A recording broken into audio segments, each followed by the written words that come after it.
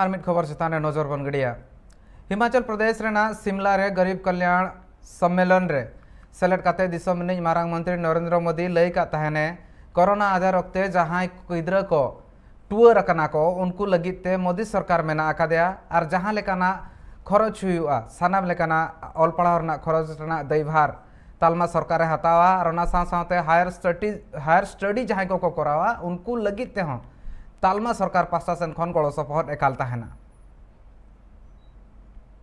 साथियों, आज इस योजना की वजह से 2.25 लाख करोड़ रुपए की लीकेज रुकी है। पहले यही 2.25 लाख करोड़ रुपए बिचौलियों के हाथों में चले जाते थे, दलालों के हाथों में चले जाते थे। इसी डीबीटी की वजह से देश में सरकारी योजनाओं का गलत लाभ उठाने वाले 9 करोड़ से ज्यादा फर्जी नामों को हमने लिस्ट से हटाया।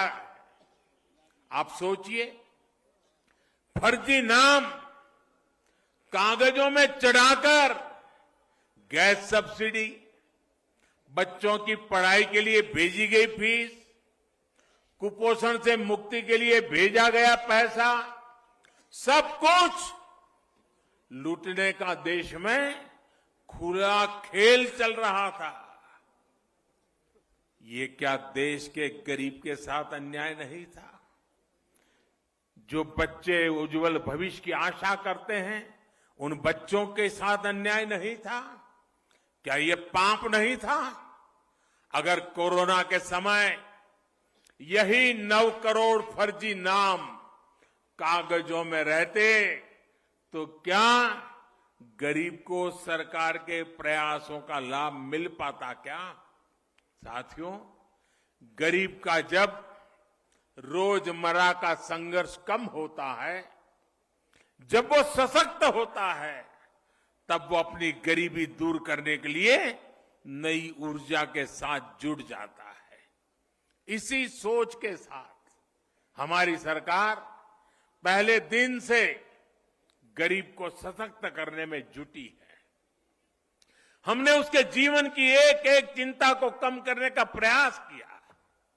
आज देश के 3 करोड़ गरीबों के पास उनके पक्के और नए घर भी जहां आज वो रहने लगे हैं।